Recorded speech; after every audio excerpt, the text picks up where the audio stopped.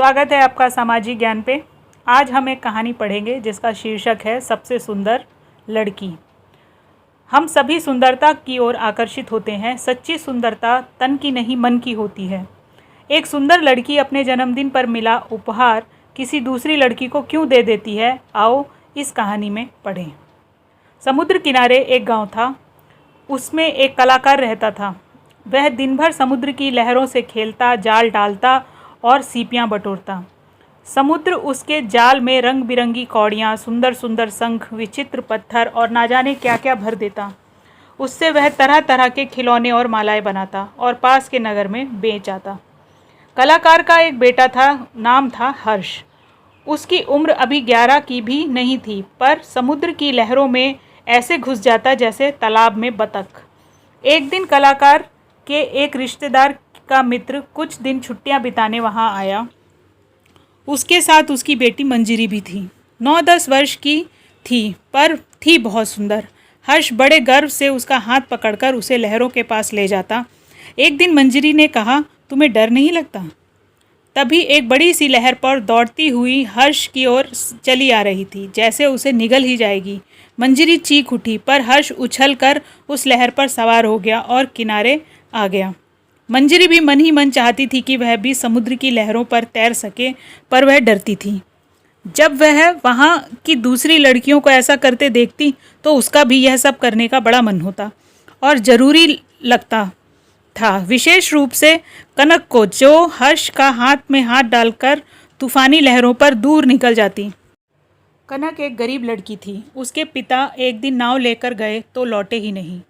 वे डूब गए थे। तब से माँ ही मछलियाँ पकड़कर किसी तरह 2 बच्चों को पालती थी। कनक भी शंखों की माला बनाकर बेचती थी। मंजरी को वह काली लड़की जरा भी नहीं भाती थी। हर्ष के साथ उसकी मित्रता तो उसे कतई पसंद नहीं थी। हर्ष कई दिनों से देख रहा था, उसके पिता एक सुंदर सा खिलौना बनाने में लगे हैं। यह एक पक्षी था जो रंग बिरंगी सीपियों से बनाया जा रहा था। हर्ष ने पूछा, बाबा, यह खिलौना किसके लिए बना रहे हो? हर्ष के पिता ने उत्तर दिया, यह सबसे सुंदर लड़की के लिए है। मंजरी सुंदर है ना? 2 दिन बाद उसका जन्मदिन है। उस दिन तुम इस पक्षी को उसे भेंट दे देना। हर्ष की खुशी का पार न था। वह दौड़कर मंजरी के पास गया, उसे समुद्र के किनारे ले गया और बातें करने लगा।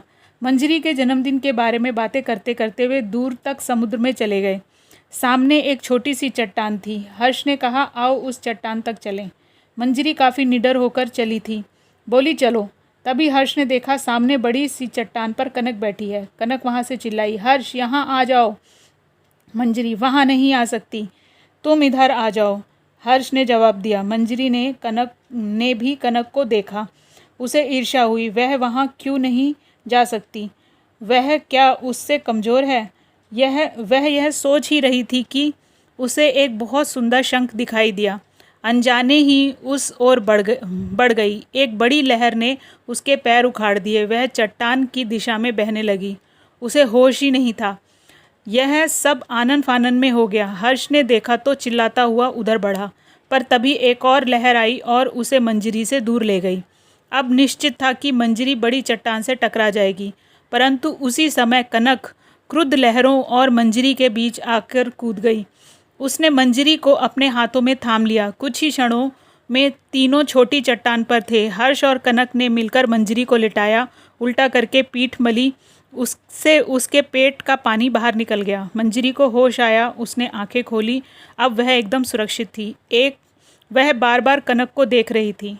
जन्मदिन की पार्टी के अवसर पर मंजरी बिल्कुल ठीक थी। उसने सब बच्चों को दावत में बुलाया। वे उनके लिए कुछ न कुछ उपहार लेकर आए थे। हर्ष भी अपना उपहार लेकर आगे बढ़ा। उसने कहा, मेरे पिता ने यह सुंदर खिलौना सबसे सुंदर लड़की के लिए बनाया है और वह लड़की है मंजरी। सबने खुशी से तालियां बजाईं। हर्ष ने बड़े प्यार से अपने हाथों से वह खिलौना मंजरी के हाथ में दिया। मंजरी खुश थी। अचानक वह उठी और उधर गई जहाँ कनक बैठी थी। उसने बड़े स्नेह भाव भरे स्वर में कहा, कनक, सबसे सुंदर लड़की तुम ही हो। यह पक्षी तुम्हारा है। सब प्रशंसा भरी दृष्टि से मंजरी को देख रहे थे। कनक अपनी प्यारी प्यारी आंखों से मंजरी को देख रही थी। उधर दूर समुद्र में लहरें भी चिल्ला चिल्ला कर उसे बधाई दे रही थी। तो ये थी कहानी जिसका शीर्षक था सबसे सुंदर लड़की।